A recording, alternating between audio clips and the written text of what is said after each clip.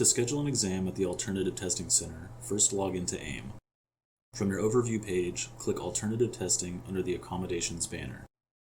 Here you will see an option to schedule your exams and a list of all the upcoming exams you've already scheduled.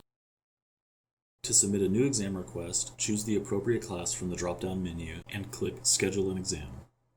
On this page, you will choose from a list of pre-made exam dates if your professor has entered any. This causes the date and time fields to autofill, but they can still be modified if necessary. If appropriate, you can also choose the option "The exam I'm scheduling is not listed" and fill out all the fields yourself. Choose the accommodations you want to apply to this request. Any extended time accommodations will be calculated automatically.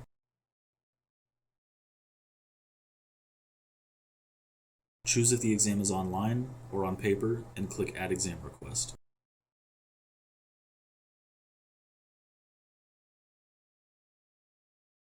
Check for the green check mark to make sure the request has gone through.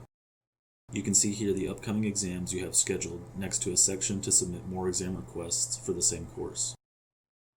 In the All Exam Requests tab, you can see the full list of exam requests you've submitted and their statuses.